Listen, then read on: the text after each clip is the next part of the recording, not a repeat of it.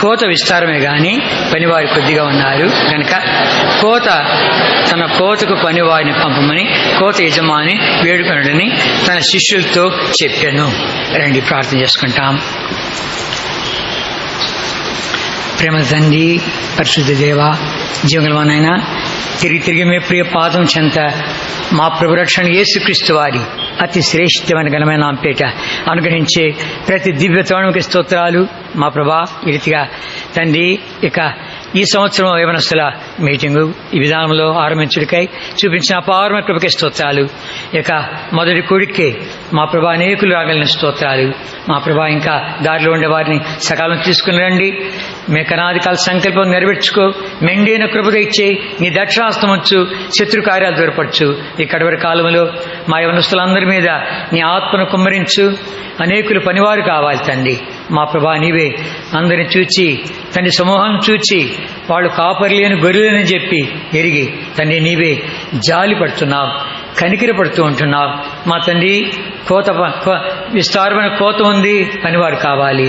దాని కొరకు కోత యజమాని వేడుకునే సెలవిచ్చావు. కనుక తండ్రి ఇలాగ నా నీ పాదాల దగ్గరికి వస్తూ ఉంటుండగా ఈ యొక్క యవనస్తుల మీటింగ్లో ఓ నూతన కార్యం, గొప్పదైన కార్యం గావించి మహిం పొందమని, అయోగ్య దాసుని నాకు కావాల్సిన నీ కృపగా ఇచ్చేయమని, నీ దక్షిణాస్తం వచ్చమని, శత్రు కార్యాలు దూరపరచమని పైనుండి కొంత దయచేయబడితే తప్ప ఎవరూ ఏం పొందలేం తండ్రి.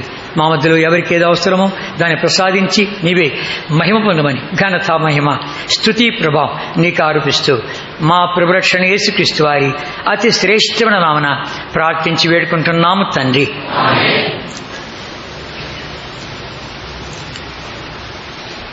వచ్చే సంవత్సరము అంటే ఇందాక చెప్పాడు జూబ్లీ యవనస్తుల కోరికది, అంటే 50 సంవత్సరంలో ప్రవేశించారని అర్థం. 50 ఇంకా 64 నుండి లెక్క. ఆ మొట్టమొదటి యూత్ క్యాంపులో ప్రభుత్వ వలన నేను ఉన్నాను కనుక బ్రతికింటే వచ్చే సంవత్సరం 50 ఏళ్ళు ఎత్తుంది జూబ్లీ.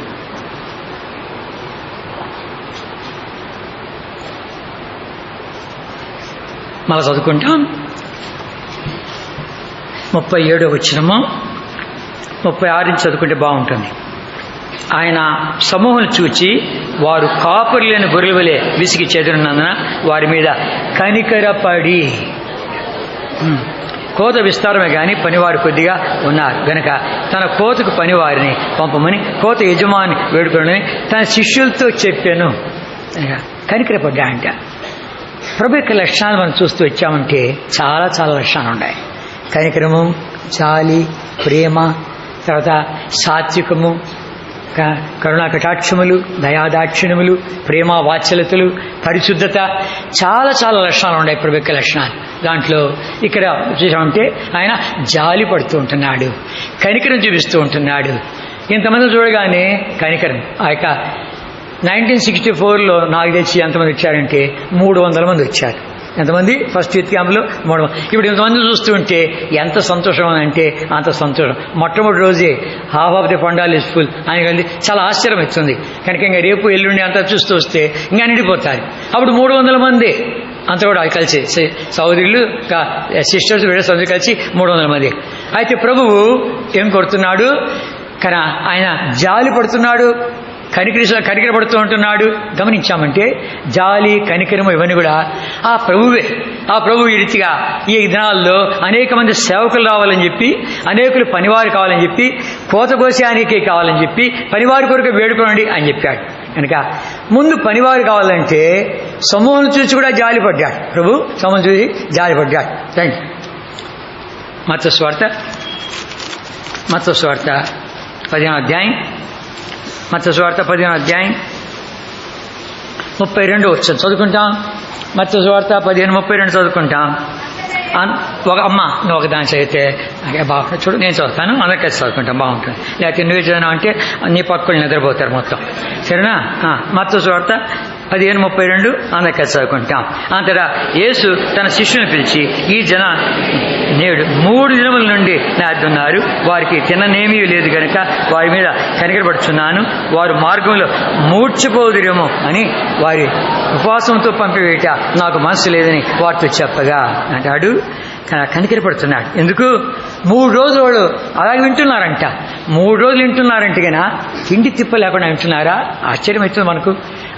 మనుషుడు రొట్టె వల్ల మాత్రమే కాదు కానీ దేవుని నోటి నుండి వచ్చే ప్రతి మాట వలన జీవించడం రాయబడింది.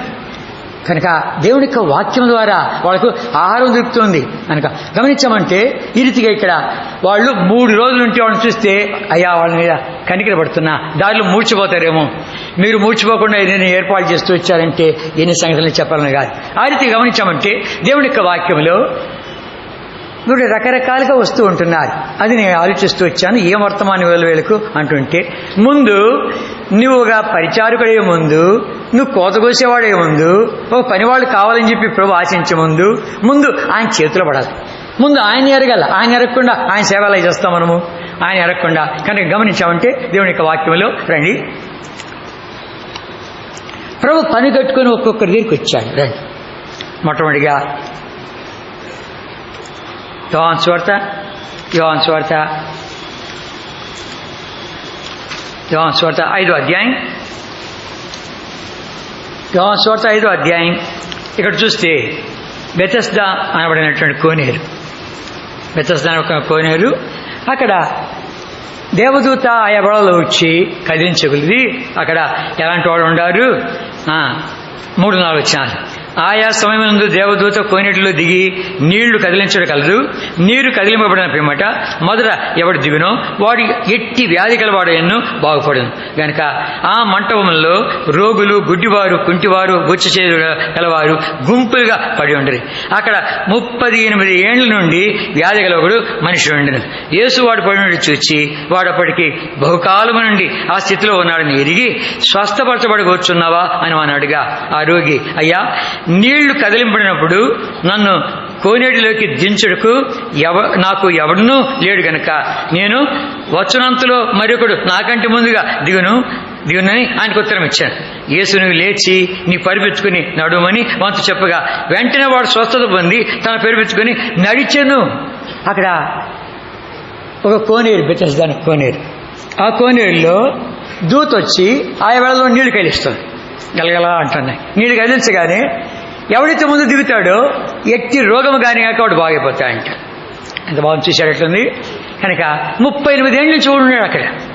దీని రికార్డు అంతా ఎవరన్నా అడగాలంటే వాడిని అయితే ఇచ్చాడు రికార్డు. అయ్యా, ఈ 38 ఏళ్లుగా ఏమేం జరిగింది చెప్పండి అని చెప్తే కన్నా, అయ్యా ఎట్లాంటి వాళ్ళు బాగుపడ్డారంటే నా కళ్ళమని నేను చూశాను అని చెప్పి 38 ఏళ్ళు రికార్డు చెప్తాడు. కానీ నీ సంగతి ఏంటి? అయ్యా, నాకు సహాయపడేవాళ్ళు లేడు. కనుక ఆ రీతిగా ఎంతోమంది వాళ్ళ గురించి వీళ్ళ గురించి అందరి గురించి చెప్తారే కానీ ఆ కుష్ఠరోగుడు వచ్చాడా, వాడు కూర్చున్నాడు, ఎప్పుడు కదిలించబడుతుందో అక్కడ కదిలించబడ దాన్ని దూకాడు, వాడు బాగా చెప్పాడు. ఇంకోటి వచ్చాడు, వాడు బాగా అయిపోయాడు. వాడంతా కథలు చెప్తున్నాడు కానీ ఆ 38 ఏళ్ళ స్టోరీ వాడు చెప్తాడు. కానీ వాడికి మాత్రము అయ్యా నువ్వేంటంటే రా దీనికి కథ చెప్పంటాను, నన్ను అడుగు అంట. అందుకు చెప్తాడు. వాడికి అడగండి, వాడి రికార్డు చెప్తాడంట. ఆ రీతిగా చూస్తుంటే ప్రభు అట్లాంటి వాడి దగ్గరికి వెళ్ళి నువ్వు స్వస్థపరచబడుతున్నావా అన్నాడు. ఆశ్చర్యం కదా. నువ్వు వాళ్ళ రీతికి వచ్చావు ఇక్కడికి. ఎన్నో ఏళ్ళుగా స్వార్థ వింటున్నావు, ఎన్నో ఏళ్ళుగా కనుక ప్రభు నీ దగ్గరికి వచ్చి మాట్లాడుతున్నాడు జరుగుతుంది. నువ్వు ఈ స్థాయిలో ఉండవేమో. కొన్ని ఏళ్లుగా యవనస్తులు మీటింగ్కి వస్తూ ఉండొచ్చు, కొన్ని ఏళ్లుగా స్పెషల్ మీటింగ్ వస్తూ ఉండొచ్చు. అయినా నీకు ఇంకా రక్షణ రాలే, స్వస్థత కలగలే. ప్రభు స్వస్థపరచబడుకోవచ్చున్నావా అని వాడిని పనిగొట్టుకొచ్చి అద్భుతం కదా ఏమన్నాడు? ఎరితిగా నీ పరిపెట్టుకుని నువ్వు లేచి నడు అన్నాడు. అనగానే వాడు దిగ్గులు లేచి నడిచాడు. ఇంకా మిగిలిన వాళ్ళంతా పోకూడదా? మిగిలిన వాళ్ళు ఎంతమంది లేరు? అరే అయ్యా నేనుండా అది కదిలించబడతారు తర్వాత సంగతి. ఆయన స్వస్థపరిచి నా స్వస్థవచ్చు ఒక్కడు రాలేదు. వాడు ఒక్కడి కొరకు వచ్చాడు. ఆ ఒక్కడు నువ్వేమో ఈ ఏళ్ళుగా వస్తున్నావు పోతున్నావు, ఇంతవరకు నువ్వు రక్షణ పొందలేదు, ఇంతవరకు ఆయన తాకిడి నువ్వు అనుభవించలేదు. పని కట్టుకొని ఈవేళ ప్రభు ఇక యూత్ క్యాంపులు నేను అలా తీసుకొచ్చాడేమో గుర్తించుకో. ఒక్కడి కొరకు వచ్చాడు కనుక ఈ గుంపులో ఒక్కడిగా ఉండవేమో, ఈ గుంపులో ఒక్కడిగా ఉండవేమో. కనుక ఈ దినాల్లో ప్రభా నేను అట్లాంటి అక్కర్లో ఉన్నాను, నేను వస్తున్నా పోతున్నా కానీ అందరికీ చెప్తున్నాను కానీ అయితే నాకు మాత్రం స్వస్థత లేదు, నేను మాత్రం రక్షపడలేదు.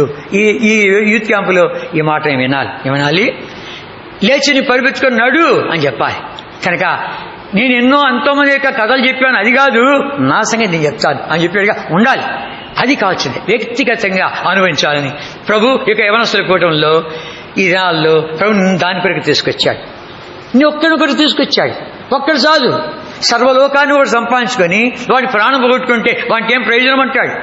సర్వలోకం అనేది కావచ్చు, ఒక్క ఆత్మ దేవుని దృష్టిలో ఎంత విలువైందంటే ఒక పెద్ద త్రాసు పెట్టి ఈ త్రాసులో ఒకవైపు భూగోళం అంతా పెట్టి ఒకవైపు ఒక బలహీనుడు పెడితే ఏమంట అదే తేలిపోద్దంట, భూలోకం తేలిపోద్దంట. వీడు మాత్రం ఎట్లుంటాడు కనుక బరువుగా ఉంటాడంట. సర్వలోకం వాడు సంపాదించుకొని వాడిని ప్రాణం పోగొట్టుకుంటే వాడు ఏం ప్రయోజనము? వాడి ప్రాణం ఎంత విలువైందంటే ఈ లోకం కంటే వాడి ప్రాణం విలువైంది కనుక నీవు అంత విలువైన వాడువు. దేవునికి ఉద్దేశాలు చాలా గొప్పవి కనుక 38 ఏళ్ళ నుంచి వాడు ఉన్నాడు, అందరి కథలు చెప్తాడు. అయితే వాడికి మాత్రము ఈ రక్షణ లేదు. ఆ రీతిగా ప్రభు ఈ దినాల్లో నువ్వు అట్లాంటి వాడికి వచ్చామో నేను దానికే తీసుకొచ్చాడు. జ్ఞాపకం పెట్టుకో. తర్వాత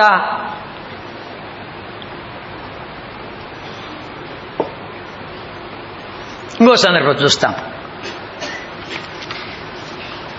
మార్క్స్ వార్త 1వ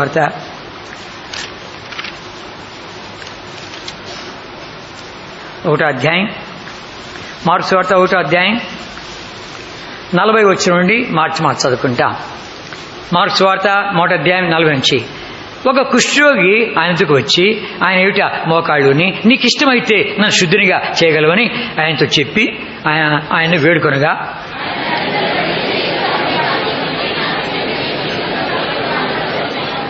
వెంటనే కుష్ఠరోగము వాడిని విడిచెను గనుక వాడు శుద్ధుడాయను. కానీ నీవు వెళ్ళి వారికి సాక్షాత్మై నీ దేహమును యాజకునికి కనబరుచుకుని నీవు శుద్ధుడైన మోషే నియమించిన కానుకలను సమర్పించమని వానికి ఖండితముగా ఆజ్ఞాపించి వెంటనే వారిని పంపివేశాను.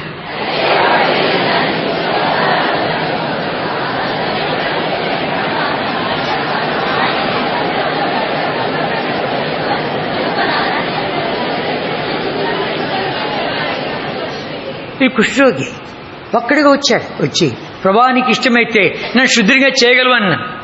ఇది లోపల కొరికెప్పు ఉండేది కనుక ఒక కుష్ఠరోగ డాక్టర్తో ఒక 2 గంటల ప్రయాణం నేను చేస్తూ వచ్చాను. ఆయన అడుగుతూ వచ్చాను, అయ్యా కుష్ఠరోగం అనేది ఎలాంటిది, దాని సంగతి ఏంటి అని చెప్పి బైబిల్లో చాలా రాయబడింది అని అడుగుతూ వస్తే ఏమన్నాడు, 2 ఉన్నాయంట. ఒకటేమో అంటువ్యాధి, ఇంకోటేమో అంటువ్యాధి కాదంట. ఈ అంటువ్యాధి ఉండేది ఎట్లాంటిది అంటే కన్నా పైన పెదవులుగా కప్పుకొని వాడు ఉండాలంట. లేకపోతే ఏమవుతుంది, లేకపోతే వాడిని తుప్పర్లు చాలంటే వాడికి కుష్ఠరోగం వస్తుంది. ఆ తుప్పరు ఇంకోటి పడితే వాడికి కుష్ఠరోగం వస్తుంది. అంతేకాదు లోపల నుంచి కొరుకుతుందంట కనుక అంత స్పర్శ అంతా పోద్ది అంట. వాడి పెదవులు పోతాయి, స్పర్శ పోద్ది, ముక్కు పోద్ది, స్పర్శ పోద్ది, చేతులు పోతాయి, స్పర్శ పోద్ది అని కట్టుకుంటారు. కాలి వేడి చేతి వేడి పోతాయి, స్పర్శ పోతుంది కనుక అక్కడ ఇంకా గుచ్చినా గిచ్చినా ఏం తెలియదు. ఒక పేషెంట్ తీసుకుపోతే ఆ పేషెంట్ కుష్ఠరోగం కాదని తెచ్చేయడానికి ఆ డాక్టర్ అది విప్పి ఆ భాగంలో కూర్చుతా ఉంటే వానికి స్పర్శ లేదు. ఆ పక్కన వస్తే అంటున్నాడు. ఎందుకు కనుక ఆడ తినేస్తుంది. కానీ ఆ రీతిగా లోపలే కొరుకుతుంది. ఇక పుండు లోపలే కొరుకుతుంది. కనుకనే ఈ కుష్ఠరోగి అయ్యా నీకు ఇష్టమైతే నన్ను శుద్ధిగా చేయగలవు అని చెప్పొచ్చాడు.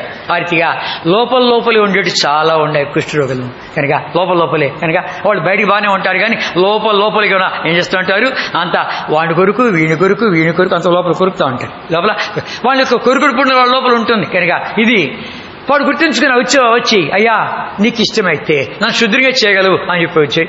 కనుక లేవ్యకాండం చూసామంటే లేవ్యకాండంలో 13వ అధ్యాయం, లేవ్యకాండం 13వ అధ్యాయం ఈ కుష్ఠరోగి ఏం చేయాలంట, దగ్గరగా కేక వేసుకుంటే వెళ్ళాలంట. 13వ అధ్యాయం 45 వచ్చాం చదువుకుంటాం. ఆ పొడగల కుష్ఠరోగి వస్త్రములను చింపివేయవలను, వాడు తల విరిగబోసుకొనవలను, వాడు తన పై పెదవిని కప్పుకొని అపవిత్రుడిని బిగ్గరగా పలకవలేను. అదంటే వాడికి ఇచ్చింది. మన దేశంలో కుష్ఠరోగులు పోతా ఉంటే మనము ఏదో పేదవాళ్ళు పోతాడు అని చెప్పింది మనం రాణిస్తాం. కానీ ఇక పాలస్తీనాలో హెబ్రీలు వాళ్ళు మాత్రం అసలు రానివ్వరు, వాళ్ళు రానివ్వరు. కనుక వాళ్ళు ఏం చేయాలా, కుష్ఠరోగికైనా ఏదో పైపు కప్పుకొని నేను అపవిత్రుడు అంటే అందరూ తప్పుకుంటే అప్పుడు వెళ్ళాలి. ఆ రీతిగా వీడొచ్చి మోకరించి ప్రభా నీకు ఇష్టమైతే నన్ను శుద్ధిగా చేయగలవు అన్నాడు. వాడు దగ్గరికి రాగానే ఎట్లుంది, అందరూ దూరం పోయింటారు. కుష్ఠరోగులు బాగా చేసింది ఎవరో చూశారంటే కానీ ఆ డాక్టర్ని అడిగాను, అయ్యా ఇరాడికేట్ చేసేస్తున్నాం కుష్ఠరోగం లేకుండా అంటేగానా నిజమేనా అని అడిగాను.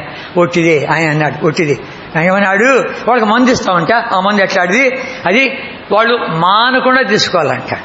ఏ రోజు మానారో మళ్ళీ అక్కడి నుంచి రెడ్డి వచ్చి మొదలెట్టని ఆయన స్టార్ట్ చేయాలంట, లేకపోతే కుష్ఠం పోదు కనుక. అది వాళ్ళు నిరాశతో నిస్పృహతో వాళ్ళు పడిపోయి ఉంటారు. వాళ్ళు ఏమాత్రం కూడాను ఆలోచించరు.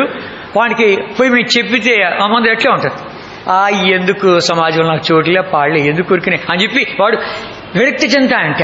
విరక్తి చెందాడు. అయితే కుష్ఠరోగులు బాగు చేసింది ఎవడరా అంటే ఒక్క యేసుప్రభువే, ఇంకోటి కాదు. ఒకసారి నేను ఒక పాట రాసింటే ప్రింటింగ్ హైదరాబాద్కు ఎవరో తీసుకొచ్చాను. ఆయన కుష్ఠరోగి బాగా ఆయన రాస్తూ ఉంటే అది చూస్తే, అది చదువుతూ ఉంటేనే దాని సాయి నాకు తెలియదు కానీ రాబోతుంది తెలియదు కానీ చదువుతుంటేనే నా కళ్ళ నీళ్ళు వచ్చాయి. ఏమంటాడు, అయ్యా నన్ను ఎవడు చేర్చుకోడు, ఎందుకు ఈ జబ్బు నాకు వచ్చింది, ఏ పాపం చేశా అని చెప్పి ప్రభా అని చెప్పి రాస్తున్నాడు. అతను బాగైనా అంట. ఆయన తర్వాత సమాజంలో నాకు చోటు లేదు, నా భార్య దగ్గర రానివద్దు, నా మంచం వేరే, నా కంచం వేరే, నా సంగతులు వేరే, చావన్నా రాకపోయానే అని చెప్పి ఆ రాస్తున్నాడు. ఇవన్నీ కూడా ఆ మాటలు ఆ సాయి తెలియదు కానీ ఒకటి చదువుతుండే ఏడిపొస్తుంటే అట్లాంటిది ఒక్క యేసుడు తప్ప ఇంకెవరు బాగా చేయలేదు. అంత భయంకర రోగం. ఇంకా దానికి మా సారు ఒకతను ఆయన కుష్ఠరోగి అయ్యండిపోయినాడు.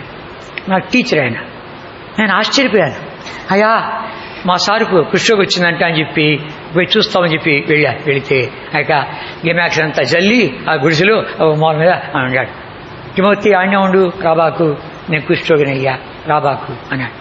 నా కళ్ళ నీళ్ళు వచ్చి ఏడ్చి ప్రభా మా సారు కుష్ఠరోగం వచ్చింది, కనికరించు అని ప్రార్థన చేసి వచ్చేశాను.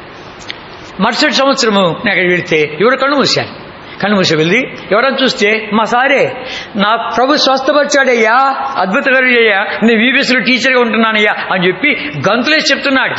ఒక కుష్ఠరోగిని బాగు చేసింది ఎవడంటే ఒక ప్రభువు యేసుక్రీస్తు వారు తప్ప ప్రపంచంలో ఎవడు లేడు. కనుక ఇది లోపల కొరికేది. ప్రభా నీకు ఇష్టమైతే నన్ను శుద్ధిగా చేయగలవు అన్నాడు. కనుక ప్రభు ముందుకు వస్తున్నావు, నాకు ఇష్టమే అని ముందుకు వచ్చింది. ఏమన్నాడు, మన తాగ్గానే వచ్చింది. కనుక లేనటువంటి ముక్కు, చెవులు, కాలివేళ్లు, చేతివేళ్లు అని లేవు కదా, అవన్నీ వచ్చేసాయి. ఆ తర్వాత పెద్ద పెద్ద రణాలు పోయినాయి. కనుక ఉండే రణాలు పోయినాయి, లేనటువంటి కాలివేళ్లు, చేతివేళ్లు, ముక్కు, చెవులు అన్నీ వచ్చేసాయి.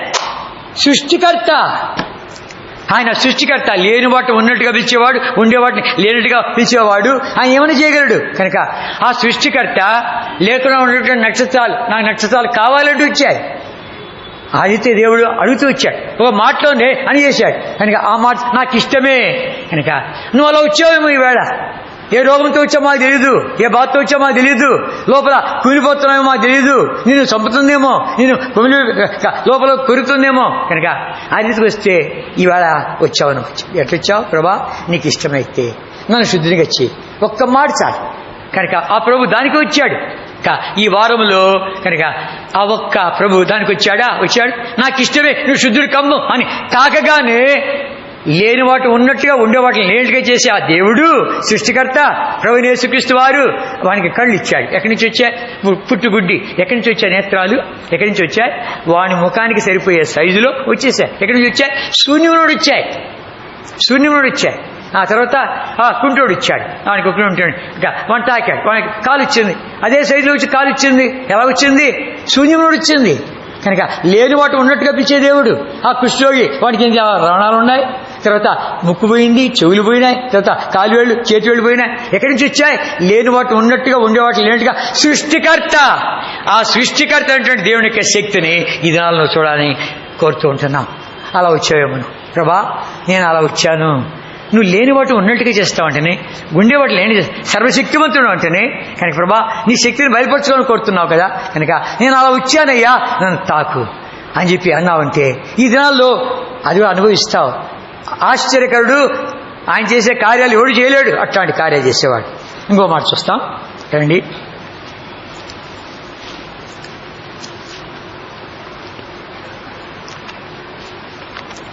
మార్క్స్ వార్త 5వ అధ్యాయం. మార్క్స్ వార్త 5వ అధ్యాయం.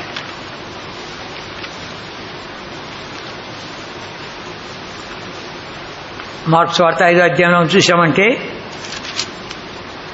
ఇది ఎందుకు చెప్తున్నాను, ఆ ఒక్కడి కొరికే పని కొట్టుకొచ్చాడు కనుక ఆ ఒక్కడిని స్వస్థపరచడానికే నాకు ఇష్టమే అన్నాడు. ఒక్కడి కొరికే ఆ 38 ఏళ్ళు పడినాడే వాడు ఒక్కడిని కొరికి వచ్చాడు.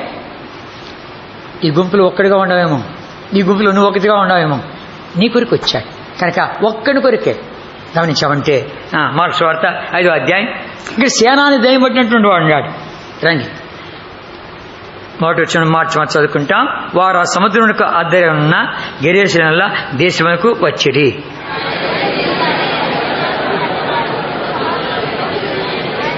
వాడు సమాధుల్లో వాసము చేసేడు వాడు, సంఖ్యలతో ఎవడును వాడిని బంధింపలేకపోయాను.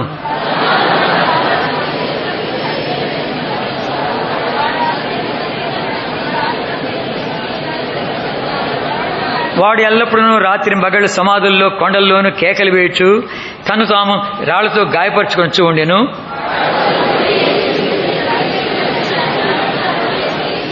యేసు సర్వోన్నతుడైన దేవుని కుమారుడా, నాతో నీకేమి, నన్ను బాధపరచుకోమని దేవుని పేరిట నీకు ఆనబెట్టుచున్నా అని బిగ్గరగా కేక వేసిన.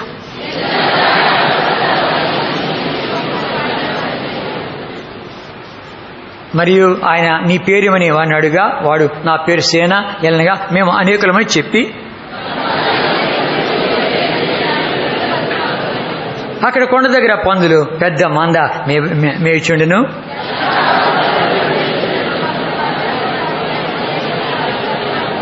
యేసు వాటికి సెలవీగా అపవిత్రాత్మలు వారిని విడిచి పందుల్లో ప్రవేశింపగా ఇంచుమించు 2000 సంఖ్య గల ఆ మంద ప్రపాతం నుండి సముద్రపు దారిని వడిగా పరిగెత్తుకొని పోయి సముద్రంలో పడి ఊపిరితిరక చచ్చెను.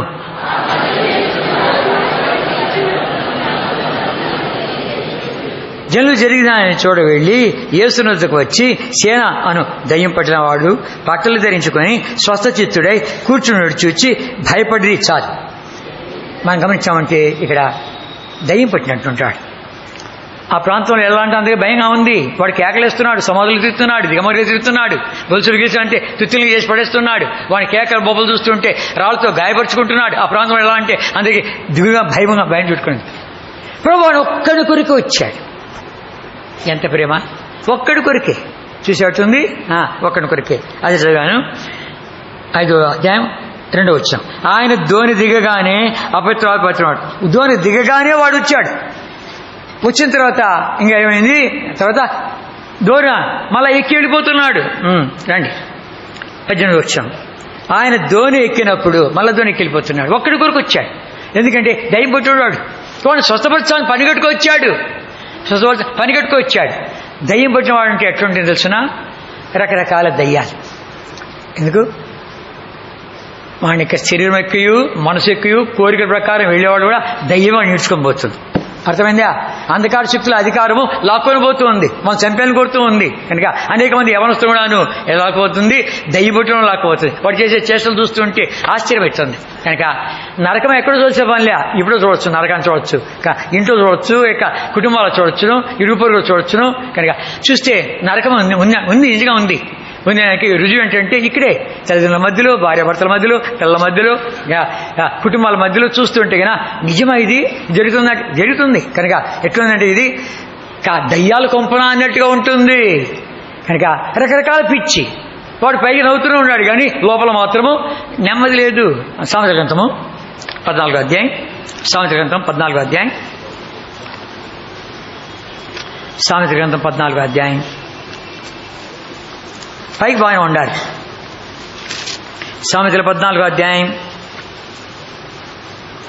13 చదువుకుంటాం. 14-13. ఒకడు నవ్వుచుండి నన్ను హృదయమున దుఃఖం ఉండవచ్చును, సంతోషం తొదుకు వ్యసనమగును. పైకి మాత్రం నవ్వుతున్నాడు. కనుక ఇంట్లో కథ ఉందో ఎడలేదు, వాడి ఒంట్లో ఏం కథ వాడికి లేదు. కనుక ఏముంది, రకరకాలుగా వాడిని లాక్కొనిపోతుంది, లోపల ఒకటి బయట ఒకటి. కనుక బయటికి మాత్రం నవ్వుతున్నాడు. ప్రైజ్ రాడున్నా అంటాడు. నేను కూడా అందుకు ప్రైజ్ రాడు చెప్పాలంటే గట్టిగా చెప్పాడు కూడా, బాగానే ఉంది. నిజంగా ప్రైజ్ రాడు చెప్పామా మనము? ప్రైజ్ అంటే దేవుని స్తోత్రం అన్న, నేను చూడు ద్వారా నాకు దేవుని స్తుతించాలనిపిస్తుంది, అక్క నేను చూచుడు ద్వారా దేవుని స్తుతించాలనిపిస్తుంది అనగలమా? ఇది ఊతపదం అయిపోయింది మనకంతే. కనుక దేవుని స్తోత్రం అనేది ఊతపదం అయిపోయింది. నిజంగా హృదయమారి చెప్పగలమా? చెప్పగలమా? లోపల ఎన్ని ఉన్నాయంటే దయ్యాలు ఎన్ని రకాలుగా ఉంటున్నాయంటే పైకి నవ్వుతున్నాము కానీ లోపలంతా లోటారమే, పైన పటారము లోన లోటారం. ఏంటండి మేడి పండు చూడ ఎట్లా విప్పగానే ఎట్లుంది అనగా రీతిగా రకరకాల పిచ్చి అంట, రకరకాల దయ్యాలంట, ఎన్నెన్నంట. ఇక వాడికి ఏం పట్టింది అంటే వాడికి దయ్యం పట్టింది, లేకపోతే వాడు చేస్తాడు వాడు కనుక పొర దయ్యమా అని ఎంతమంది అంటాడులే. ఎందుకో వాడిని చేస్తాడు కాబట్టి దయ్యమా. ఇక వాడి యొక్క కార్యాలు చూస్తూ ఉంటే కొంతమందికి ఎటువంటి తెలిసినా నన్ను ఒకసారి పిచ్చాసు వ్యత్యాసపోయాడు. పిచ్చాసు నేను ప్రభు నమ్మిన తర్వాత పిచ్చాసు వ్యత్యాసపోతే కనుక పిచ్చాసుపత్రిలో ఒక గది ఉంది, ఒక గదిలో ఒక డాక్టర్ ఉంటాడు, అది చిన్న గది. ఆ గదిలో నేను ప్రభు నమ్మిన తర్వాత ఆయన రకరకాలుగా వాళ్ళు తీసుకొని పోవడము, అక్కడిక్కడ అందరినీ చెప్పించడం, నన్ను మళ్ళా హిందూ మొత్తం అయిపో మళ్ళించాలని చెప్పి వాళ్ళు తాపత్రయం మా తల్లిదండ్రులు అందరూ. ఆ రీతిగా వాళ్ళు పిచ్చాసు వచ్చేసుకోవడానికి నాకు తెలియదు కనుక అక్కడికి పోగానే ఒక చిన్న గది ఉంది కనుక కారులో వెళ్ళిపోయాము. వెళ్ళిన తర్వాత ఆ పిచ్చాసుపత్రి ఆ గదిలో వెళ్ళగానే ఆ డాక్టర్ ఒకరు ఉన్నాడు. అయ్యా ఇక్కడ డాక్టర్ ఉన్నాడు, నేనుతో మాట్లాడంటే ఇట్లాడు చాలా అయినా కాబట్టి ఎవడో ఇక్కడ ఉంటాడు అతనితో నేను మాట్లాడాలి అని చెప్పి వెళ్ళాను. ఒక చిన్న గది. నేను లోపల ఎంటర్గానే ఏమడిగాడు, ఈవేళ తారీఖు ఏంటి అన్నాడు. ఏంటి నా పేరు అక్కల ఊరక్కల ఈవేళ తారీఖు కావాలంట.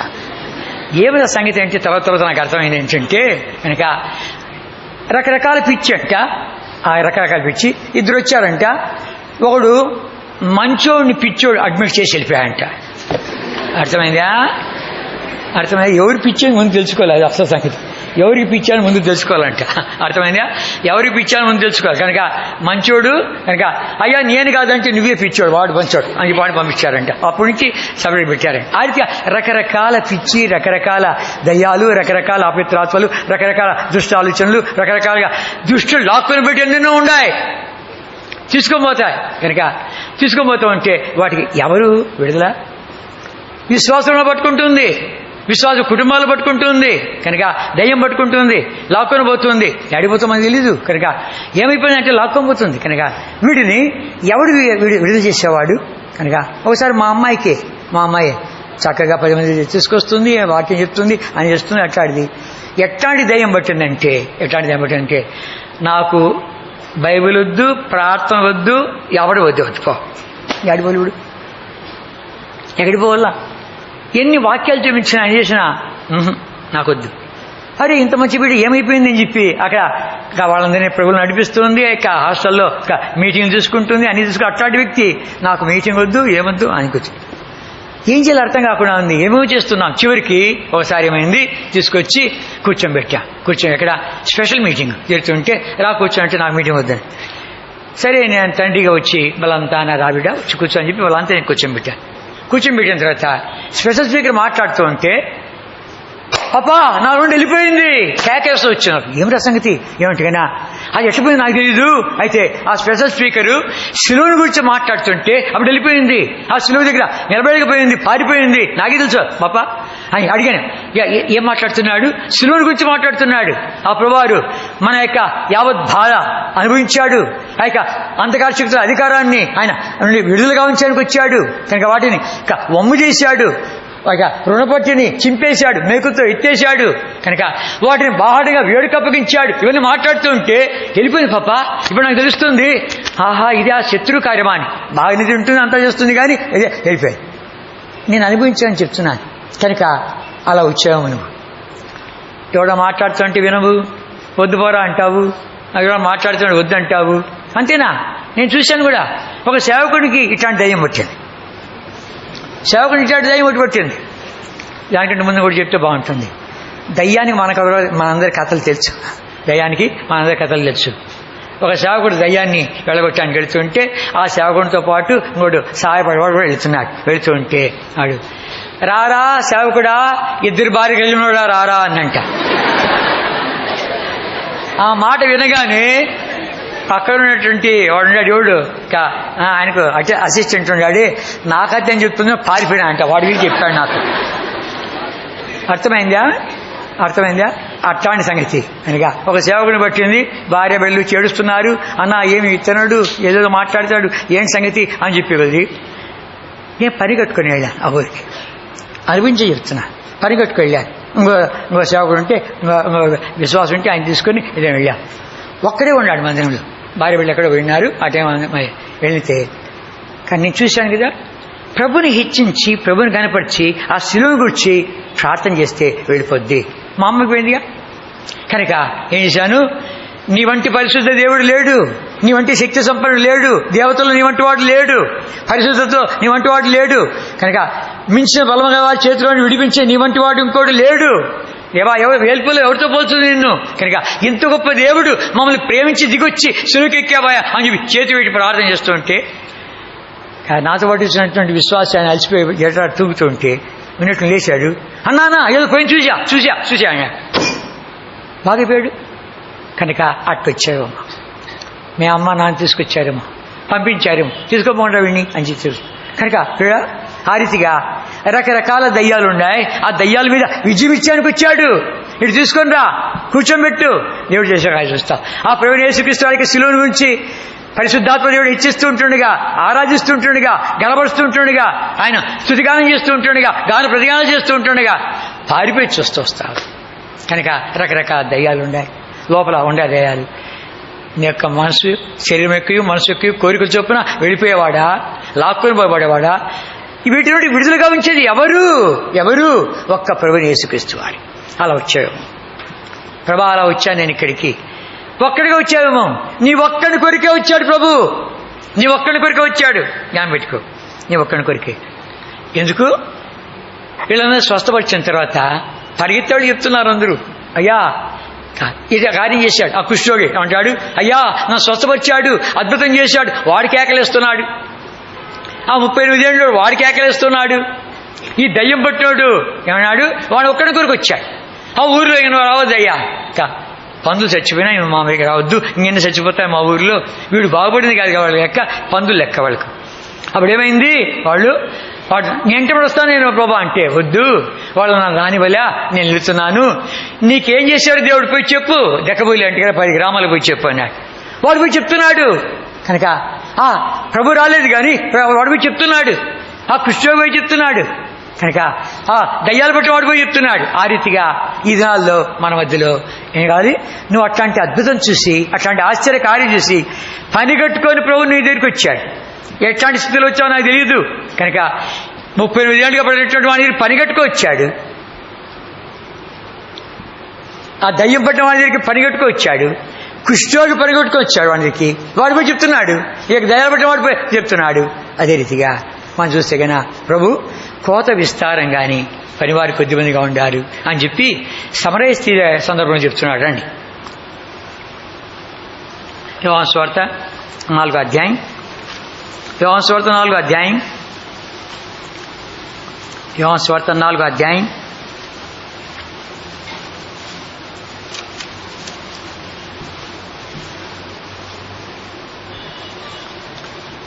4వ వచనం. అందుకే చదువుకుంటాం. 4వ వచనం.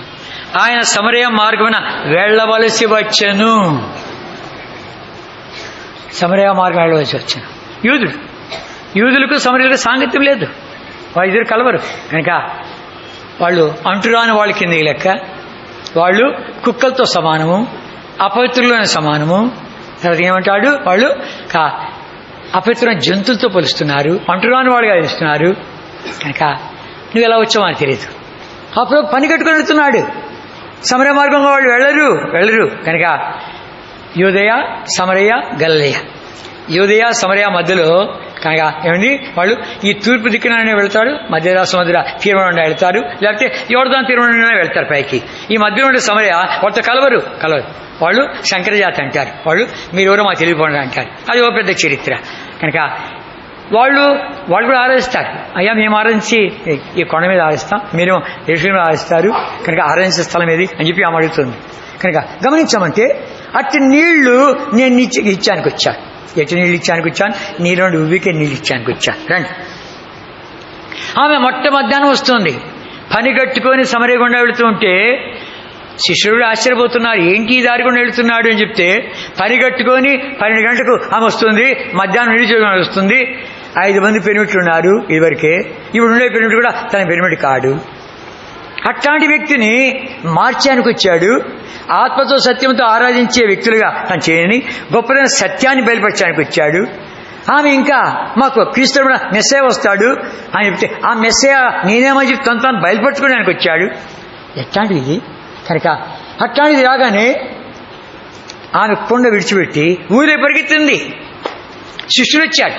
శిష్యుడు వచ్చిన తర్వాత అయ్యా ఆహారం తీసుకొచ్చామంటే కన్నా నా దగ్గర ఆహారం ఉంది, ఆహారం నా తండ్రి యొక్క చిత్తాన్ని నెరవేర్చుటే నాకు ఆహారం రండి. 4వ అధ్యాయం 34వ వచనం అందులో చదువుకుంటాం.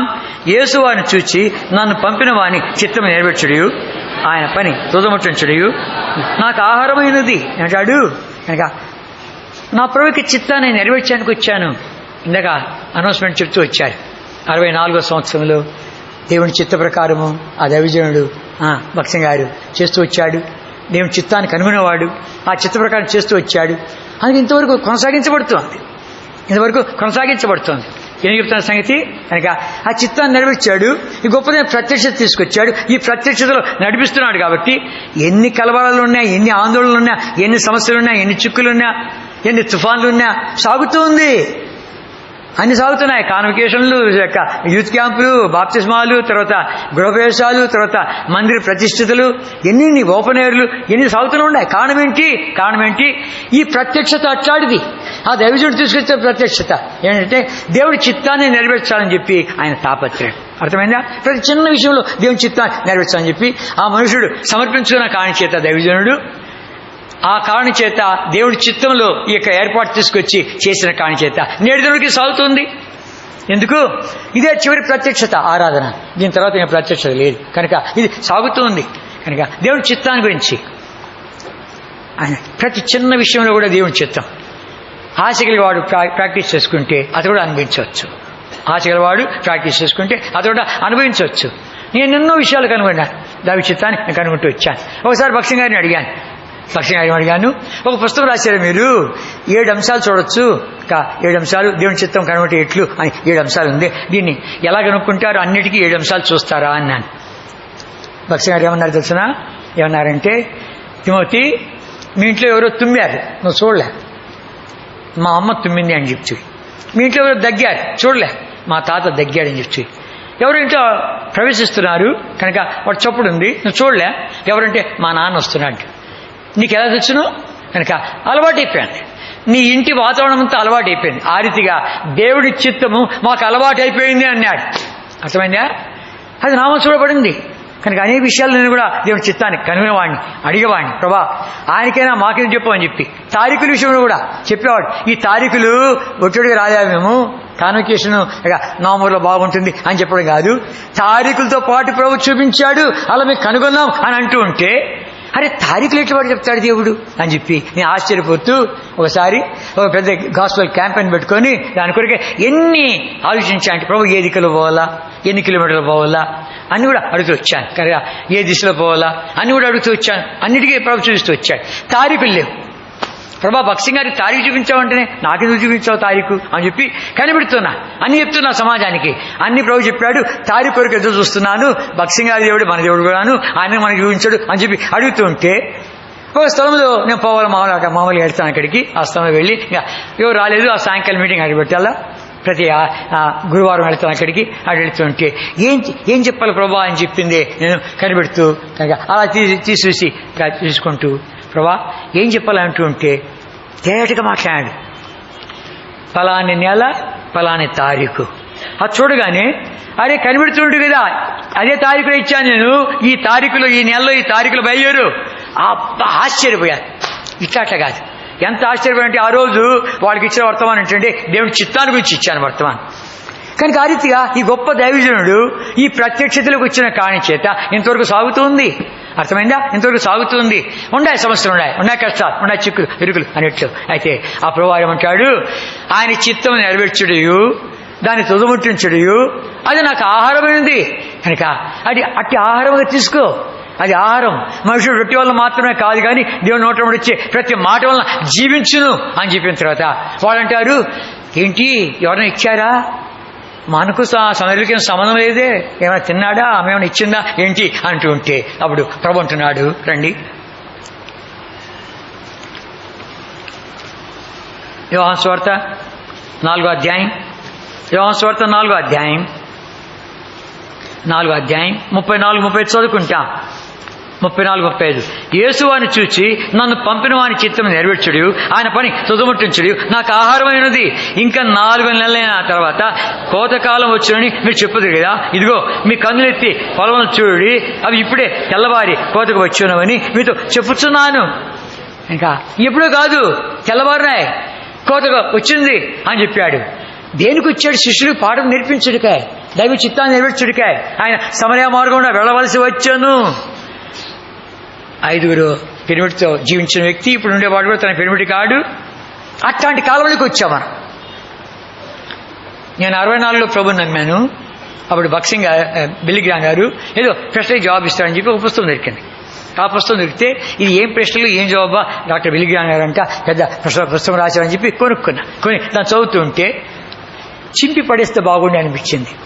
ఇట్లాంటి పుస్తకమా అనిపించింది. అది అమెరికాలో అట్లా. ఇప్పుడే నేను 2 కాపురం చేశాను, ఇంకో నన్ను పెళ్లి చేసుకుంటా అంటున్నాడు, వానికి పిల్లలు ఉన్నారు, నాకు పిల్లలు ఉన్నారు, ఇద్దరిని పోషిస్తా అంటాడు, నేను పెళ్లి చేసుకున్నా వద్దా? ఇట్లాంటి ప్రశ్నలు పనికి మాలిన చెత్త. ఇప్పుడు నేడు మన మధ్యలోకి వచ్చేసింది. అది కొరింథీ సంఘంలో తయారైపోతుంది, లోపలికి వచ్చేసింది. సంఘాన్ని ప్రత్యేకంగా ఉంచాలి దేవుడు కోరుతూ ఉంటుండగా ప్రత్యేకత పోయింది, సపరేషన్ పోయింది, చెడిపోయినటువంటి వాతావరణం వచ్చేసింది. ఆ పుస్తకం తగలబెట్టాలా అనుకుంటే ఇప్పుడు ఆ పుస్తకం కావాలా. కనుక ఎట్లాంటి వాతావరణం వచ్చామో తెలియదు, ఎంతమంది నీ హృదయంలో పెట్టుకొచ్చావో నాకు తెలియదు, ఎంతమంది నీ హృదయంలో పెట్టుకొచ్చావో నాకు తెలియదు. ఇప్పుడు సెల్ ఫోన్లు ఉన్నాయి, వెనకాల కూర్చొని సెల్ ఫోన్లో ఏమేమి ఇచ్చుకుంటున్నా తెలీదు. కనుక ఎక్కడున్నావు నీవు? ఏం సంగతి? చెడిపోయినటువంటి వాతావరణం 3 సంగతులు పాడు చేస్తున్నాయి.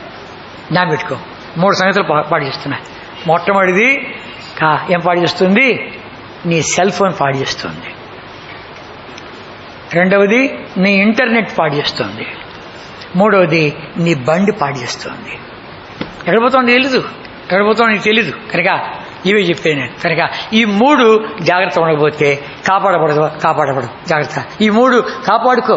కనుక ఇంటర్నెట్లో ఏం చూస్తున్నావు, సెల్ ఫోన్లో ఏమో మాట్లాడుకుంటున్నావు, నీ బండి మీద ఎక్కడికి పోతున్నావు, ఈ మహాపట్టణంలో ఆడిపోతున్నావు, ఎవడికి వచ్చాను. కనుక యూత్ క్యాంప్ వచ్చావేమో, ఇదివరకు ఎంతమంది లోపల పెట్టుకున్నావో, ఎంతమంది నీ ద్వారా ఆహుతి అయిపోయారు, ఎంతమంది నీ ద్వారా వాడు పాడైపోయారు చూసుకో.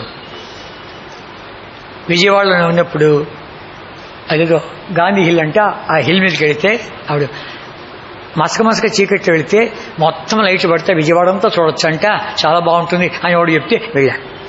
మా అమ్మాయిని తీసుకెళ్ళాను.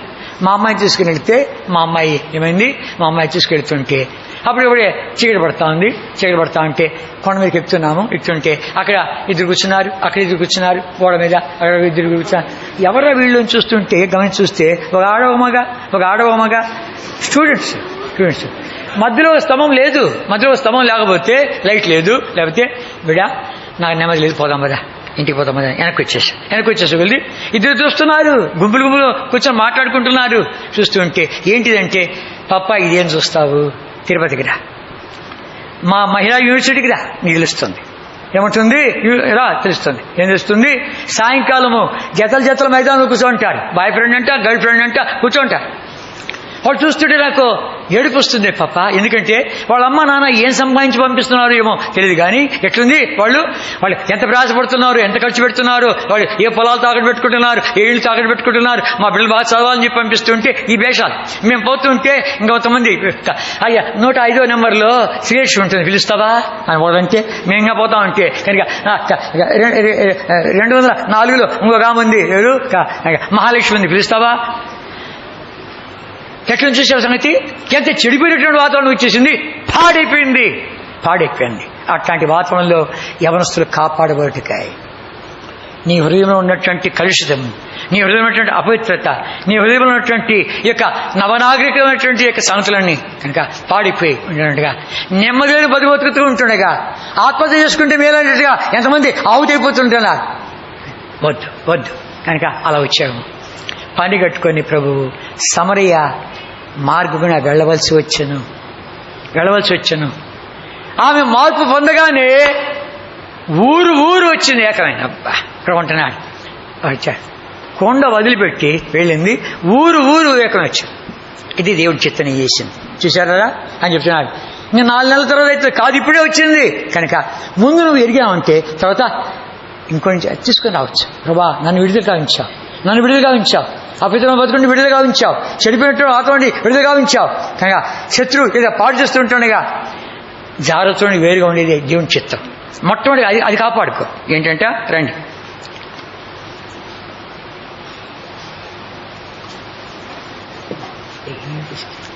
పురుగు పడి రండి. 1 వచ్చాను చదువుకుని రాసిన మొదటి పత్రిక 4వ అధ్యాయం. రాసిన మొదటి పత్రిక 4వ అధ్యాయం 4వ వచనం చదువుకుంటాం. 4వ అధ్యాయం 4వ వచనం చదువుకుంటాం. మీలో ప్రతివాడును దేవుని ఎరుగని అన్ని జనుల వలె కామాభిలాష ఎందు కాక పరిశుద్ధత ఎందును ఘనత ఎందును తన ఘటమును ఎట్లు కాపాడుకునే వలన అది ఎరుగుంటే దేవుడి చిత్తము. అది ఎరిగింటి చాలు. దేవుడి చిత్తం మొట్టమొదటిగా నువ్వు ఘటం కాపాడుకో. ప్రభా అదంటే దేవుని చిత్తం మొట్టమొదటిగా నా ఘటాన్ని కాపాడుకుంటా. శత్రువు నాకు తెలియకోకుండా లాక్కొని పోతున్నాడు, నష్టపరుస్తున్నాడు, వద్దు ప్రభా నేను నా ఘటాన్ని కాపాడుకోవాలా. ఇంకా ఈ రీతిగా ఘటము కాపాడుకోవాలి. 64వ సంవత్సరం నుండి ఈ వేళ వరకు ప్రభు నన్ను కాపాడుతున్నాడు. ఆయన నన్ను కాపాడకపోయి ఉంటే ఈనాడు చనిపోయి ఆవుదైపోయి నరకానికి వెళ్ళిపోయాను, వాటితో కాల్చబడుతోంది. అట్లాడి ప్రభు 64వ సంవత్సరంలో నన్ను రక్షించాడు. 64వ సంవత్సరంలో ఇంతవరకు సజీవులు ఉంచాడు. కాబట్టి యవనస్తులారా మీకు ఈ మాట చెప్తే బాగుంటుందని చెప్పి 64లో ప్రభు నన్ను కనిపించాడు. అంతకుముందు అన్ని ఇచ్చాడు కానీ అదే స్వామి చెప్పినట్లు అంగట్లో అన్ని ఉంది కానీ అల్లు నోట్లో శని ఉంది అన్నట్లు అన్ని ఉంది కానీ నెమ్మది లేదు, నెమ్మది లేని బతికా. అట్లాడిది జీవితం మీద విరక్తి పుడుతుంది. చచ్చిపోతే ఎక్కడికి పోవాలని చెప్పి ప్రశ్నలు వస్తున్నాయి. అసలు నేను ఎందుకు వచ్చాను ఎదుర్కొనికి, ఎక్కడికి వెళుతున్నాను, నా దేవుడు ఎవరు, నా కర్తవ్యం గురి లేని బతుకుతున్నా. అట్లాడిది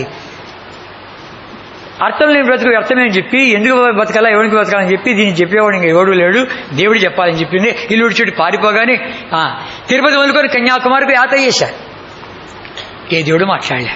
చివరికి హైదరాబాద్ చేరాను. హైదరాబాద్లో దేవుడు లేడు, దయ్యం లేదు, నాస్తికుని అయిపోయాను. నాస్తికుని అయిపోయిన మొత్తం నెమ్మది లేదు. ఎక్కడ పిచ్చోడు అయిపోతాను మీ కనుక దీనికి పిచ్చోడు అయిపోతామని చెప్పింది. ఆ మ్యాగజైన్ చదవడం, ఈ చదవడం, ఆ సినిమా పోవడం, ఈ సినిమా అని బ్యాలెన్స్ చూసుకుంటాను, పిచ్చోడు అయిపోతా అనిపిస్తాను. అట్లాంటిది చివరికి ఏమైంది, శత్రువులను చారుమని ఎక్కించాడు. మేడం చేపెట్టి దుముకు దుముకు చచ్చిపో, ఈ జీవితానికి అర్థం లేదు, చచ్చిపో అని ఎక్కించాడు. ఇంకా ఇంటికి పోతే ఇంకా అదే బతికే కదా, ఇంక దేని కూడా జీవించాలి నేను అని చెప్పి ఇంకా జీవితం విరక్తి పుట్టి ఇంకా ఇంటికి పోతే మళ్ళీ అదే బతికే, అదే స్నేహితులే, అదే అలవాట్లే, అదే పాపమే, అదే దొంగ బుద్ధులే, చెడు శ్వాసమే, దీని కొరకు సాధించింది ఏంటి అని చెప్పి చచ్చిపోదాన్ని కాలు ఎత్తాడు. ప్రేమలు దేవుడు చావని వల్ల కనికరించాడు, నాడ కృప చూపించాడు. కనికరించి ఏమన్నాడు, చిన్న తలంపు తీసుకొచ్చాడు. ఆ తలంపు ఏంటంటే మధ్యాహ్నం పైన ఉన్నాను, కింద ట్రాఫిక్ ఉంది, బస్సులు కార్లు వాహనాలు అని తిరుగుతుంటే అప్పుడు సరాసరి రోడ్డు మీద పడి నీక చావు రాకుండా బస్సు మీద పడతావు, కారు మీద పడతావు, వికలాంగుడు అయిపోతావేమో, ఇంకా బ్రతిగా ఉంటావేమో, మిగిలిన బ్రతికంతా పడకుండా ఉండాలేమో. అట్లాడితే వద్దు ప్రభా, త్వరగా చచ్చిపోవాలి నేను అని చెప్పి దిగొచ్చి కరెంట్ నిలబట్టుకుంటామా, రైలు పట్టాలని అనుకుంటామా అనేటువంటి సందర్భంలో ఆ సమయంలో ఈ బైబిల్లోని చక్కటి మాటలు వినట్టుగా ఇదే స్థలానికి అంటే హెబ్రోనుకు అద్భుతమైన ప్రభు నడిపించాడు. దేవుని ఏర్పాట్లో ఉన్నాను కాబట్టి, మీరందరూ దేవుని ఏర్పాట్లో ఉన్నారు కాబట్టి దేవుడు తీసుకొచ్చాడు. ఆ రీతిగా ఆడి తీసుకుని రాగానే ఒకతను కూర్చోబెట్టి వాక్యం చెప్తున్నాడు. నాకు వాక్యం చెప్తుంటే ఆ వాక్యం ఎట్లుందంటే నా పాపాలు గుర్తుకొస్తున్నాయి. ఎక్కడ పాపలు అనుకోలేదు. మా అమ్మ పేరు లక్ష్మీకాంతం అనుకున్నాను. అమ్మ ఇన్ని పుణ్యక్షేత్రాలు తిరిగాను, మన ఇంటి గోత్రం మీద అర్చన చేశాను, తల వెంట్రుకలు మొక్కుడు చేయించాను, గురి చుట్టూ ప్రయత్నాలు చేశాను, కోనిట్లు మునిగాని కానుకేశానంటే ఎంత పుణ్యం చేశారో అంటుందాం అనుకున్నాను. కాదు. ఎంత పాపాత్ముడు, ఎంత దొంగను, ఎంత మోసగాడిని, ఎంత అబద్ధికుడు ఒకటి పట్టి పిండుతూ ఉంది. ఎక్కడ నేను పాపని అనుకోలే, పుణ్యం చేస్తున్నాను అనుకున్నా. అట్టాడిది ఈ గ్రంథంలో మాట్లాడుతుంటే నా లోపల ఒరే దొంగ, త్రాగుబోత, జూదరి, మోసగాడ, అబద్ధికుడ, టక్రోడ, సస్తే ఆడికి రాని మాట్లాడుతుంది. ఎట్లుంది ఇక సమ్మర్లో ఎట్లుండదైనా వేసవిలో ఈ చెరుకు గడ పెట్టి చెరుకు రసం చేస్తూ ఉంటాడు. ఒకటి తిప్పుతా ఉంటాడు, ఇప్పుడు చెరుకు పక్కన పెట్టి మళ్ళీ అప్పటి తీసుకుని పెడతా ఉంటాడు. అది వస్తా అంటే నేను అన్నాను, అయిపోయింది చాలేవయ్యా అంటే కన్నా అన్నాడు, లేదు ఇంకా ఉంది సార్ అన్నాడు. తిప్పి వస్తున్నా అంటే వడగడుతున్నాను సార్ అంటాడు. మళ్ళీ అది తిప్పిన తర్వాత మళ్ళీ చేశాడు, మళ్ళీ మడత పెట్టి ఇటు తిప్పుతున్నాడు, ఇటు పెట్టి పంపిస్తున్నాడు. మడత పెట్టి అంటే అట్లా తిప్పుతుంది. ఈ వాక్యం ఒకటే నీ పాపాన్ని చూపించేది, నీ స్థితిగతులను చూపించేది దేని కొరకై? క్షమించుడికాయ. దేని కొరకై? క్షమించుడికాయ. కనుక ప్రభు మన పాపాలు చూపించేది క్షమించుడికాయ. సైతం నీ పాపాలు చూపించేది పారిపో పారిపో, అరే దిగమూరి పారిపో, తినకుండా పండు తిన్నవాడ పారిపో పారిపో అని చెప్పి దిగమూరిగా చేసి పారిపోగా చేస్తుంది. దాక్కో దాక్కో అంటుంది. అది సైతాన్ చేసే పని. అయితే ప్రభు నీ పాపాలు చూపించాలంటే నేను క్షమించాలని కోరుతున్నాడు, కనికరించాలని కోరుతున్నాడు. ఒప్పేసుకుంటే ఎంత తేలిక, ఎంత తేలిక. ఆయన మాట్లాడుతూ ఉంటే ఎట్లుంది? ఈ పాపాల కొరికే ప్రభుని యేసుక్రీస్తు వారు వచ్చింది. మన అందరి పాప పరిహారం చేయడానికై యేసువారు ఒక్క అర్పణ అర్పించి శిలువ బలైపోయాడు, పరిశుద్ధ రక్తం కాచాడు, సమాధిపతిలు ఇచ్చాడు. లోకరక్షకుడు, లోక పాపాలు మోసుకునిపోయే దేవుని గురి పిల్ల లోకాన్ని ప్రేమించాడు. కనుక లోకానికి వెలుగు. అంత లోకం అంతా మాట్లాడగలది. ఏమన్నాడు? నా చేతుల్లో ఈ బైబిల్ ప్రపంచంలో 2000 భాషల కంటే అధికమైన భాషలు ఉన్నాయి. యావత్ మానవాళి కొరికే ఒక అర్పణ అర్పించాడు అని చెప్పి ఏమన్నాడు? నీ పాప పరిహారం కూడా బలైపోయాడు నమ్మితే. నీ కొరకు రక్తం కాచాడు నమ్మితే. ఆయన చనిపోయి తిరిగి లేచాడు. ఒక్క సమాధి ప్రపంచంలో ఖాళీగా ఉంది. నువ్వు నమ్మితే నేను క్షమిస్తాడు, కనికిస్తాడు. అన్ని మర్చిపోయిన ఒకటి మాత్రం బాగా జ్ఞాపకం. ప్రభుని యేసుక్రీస్తు వారిని విశ్వాసం ఉంచావంటే నీ హృదయ భారం దొరికిపోద్ది అన్నాడు. బరుకుపోయాడు. దినానికి ఒక్క అబద్ధమే లెక్కేసుకుంటే సంవత్సరానికి 365, 10 ఏళ్లకు 3650 అబద్ధాలు. కనుక ఒట్టి అబద్ధాల మూటి ఎంత ఉందంటే నేను కనబడను. కనుక అందులో వ్యాపారం చేసిన మా నాన్నగారి పాటు బట్టల వ్యాపారం చేశాను. ఎవరికైనా ఏమన్నా అమ్మి ఏమంటే దీని రంగు పోద్దా? అద్దే పోనే పోదు. మొట్టమొదటి వద్దా? అన్ని అబద్ధాలు, అన్ని మోసం. ఇవన్నీ లెక్కేసుకున్నా. నా తండ్రి ఒట్టి అబద్ధాల మూటి ఇంత పెద్దది ఉంటే మిగిలిన అబద్ధాలు మిగిలిన పాపాలు నేను కనబడను. ఇంకా కనబడను. ఒకటి మూట కనబడుతుంది. దానికింద ఎక్కడో ఉంటాను నేను. కానీ అది దొర్లిపోద్ది అన్నాడండి. భలే తాకింది. దొర్లిపోద్ది అంటే ఏం చేయలేయ్యా? ఎన్నోసార్లు అనుకునేవాడిని నేను ఇట్లా పిచ్చోడి అయిపోతానేమో. ఆ సికింద్రాబాద్ హైదరాబాద్ వీధిలో చూస్తుంటే ఎవడో పిచ్చోడిపోయి వాడికి బట్టలు చూస్తుంటే, వాడికి మురికి బట్టలు చూస్తుంటే, పుల్లాకులు నెత్తి మీద తీసుకుపోతుంటే, గడ్డమంతా పెంచుకొని జొల్లు కార్చుకుంటూ పోతుంటే, చిపిరి బట్టలు తీసుకుపోతుంటే ఇలా అయిపోతానేమో, ఇంకా గుర్తుపట్టలేమో నన్ను అనే స్థితిలో ఉన్నట్టు నన్ను కనికరించిన ఆ దేవుడు ఈ రాత్రి నేను కనికరించాలని కోరుతున్నాడు. ఈ రాత్రిని కనికరించాలని కోరుతున్నాడు. నీ మనసుకి కోరికలు వెళ్ళిపోతున్నట్టు నేను లాక్కొని పోతాను నిన్ను. కనుక నీ లోపల విగ్రహం పెట్టి చచ్చిపోలేకపోతే అని చెప్పి ప్రేమ కొరికే చచ్చిపో అని చెప్పింది. ఆ అమ్మాయి మీద నుండి ప్రేమ కొరికే చచ్చిపో, కనుక వాడి మీద ప్రేమ కొరికి చచ్చిపో, రకరకాలుగా నేను లోపల విగ్రహాలు పెట్టేసి లాక్కొని పోతూ ఉంటానుగా. కనికరించేటువంటి దేవుడు నీ స్థితిగతి చూపించాను తీసుకొచ్చాడు. నా స్థితిగతి చూపించాడు. ఒప్పుంటే చాలు, దొర్లిపోద్ది అన్నాడు. అయ్యా ఏం చేయాలి? ప్రార్థన చేస్తావా? నాకు రాదయ్యా. నేను చెప్పిన చెప్తావా? సరేనయ్యా. ఇద్దరు మోకానికి వచ్చాం. అంతవరకు నేను వచ్చినటువంటి అన్ని స్థలాల్లో విగ్రహాలు ఉన్నాయి. ఇక్కడ విగ్రహం లేదు, ఏం లేదు. ఆయన ఏమిటో మోకరించాను. మోకరించిన తర్వాత సరే ఏం లేదు, పటం లేదు, విగ్రహం లేదు, ఏం లేదు, ఏసై లేడు, పటం లేదు, మరిమ లేదు, బొమ్మ లేదు, ఏం లేదు. సరే కానీ ఆయన చెప్పాడు. చెప్పింది మోకరించాను. ఆయన ఇంటి చిన్న ప్రార్థన చేశాను. ఏసయ్యా నేను పాపినయ్యా, దొంగనయ్యా, అబద్ధకునయ్యా, చెడిపోయినానయ్యా, నాలో మంచిది ఎత్తండి. ఈవేళ మరణిస్తే నరకానికే పాత్రునేసయ్యా. నా పాప పరిహారకుడిగా నువ్వు సిలువ బలిపోయినా ఉంటేనే, నాకు బదులుగా శిక్ష అనుభవించా ఉంటేనే ఒప్పుకుంటున్నానయ్యా. క్షమించు నాయన, క్షమించావయ్యా, నీకే వందనాలు ప్రభా. ఈ పాపిష్టి దానికి అడుగటికాయ నీ పరిశుద్ధ రక్తాన్ని కార్చా ఉంటేనే, ఆ రక్తంతో కడుగుతా ఉంటేనే, కడుగు నాయన, కడిగి వేసావయ్యా, నీకే వందనాలు ప్రభా. నువ్వు చనిపోయి అలాగే వెళ్ళిపోలేదంట. 3వ నాడు మృత్యుంజయుడు తిరిగి లేచావంట. నీ ఒక్క సమాధి ప్రపంచంలో ఖాళీగా ఉందంట. నా లోపలికి వస్తావంటనే, రానైనా వచ్చినవయ్యా, నీకే వందనాలు. నా ఆత్మ, నా ప్రాణము, నా దేహం నీ చేతులు పెడుతున్నా. నేడు దేవుని నుండి ఈ దుష్టలోకంలో నన్ను నడిపించమని యేసు క్రీస్తు ప్రభు నామ పేరిట ప్రార్థిస్తున్నాను తండ్రి, ఆమేన్. చిన్న ప్రార్థన. 1964వ సంవత్సరం ఏప్రిల్ నెల 27వ తారీఖున సోమవారం ఉదయం దాదాపు 10 గంటలకు. ఇవాళ సరిగ్గా ఏప్రిల్ మొన్న అయిపోయింది. సరిగ్గా 48 సంవత్సరాల కొన్ని రోజులైంది. నేను చెప్తాను సంగతి. ఈ చిన్న ప్రార్థన చేసి బయటపోతా అంటే ఇక్కడ 2 సినిమాలు ఉన్నాయి, దాన్ని చూసుకొచ్చాను. వదిలే, సినిమా వద్దు, బిడిసిడ్ వద్దు, అబద్ధం వద్దు అనిపిస్తుంది. ఎవరు చెప్పాలి నాకు. అంతేకాదు నేను దిగిన లాడ్జి, పంజాబ్ లాడ్జిలో ఆడికి వెళ్ళి వాళ్ళు ఇచ్చిన పేపర్ తీసుకొని చదువుతుంటే నా గదిలేసి తిరుగుతున్నాడు.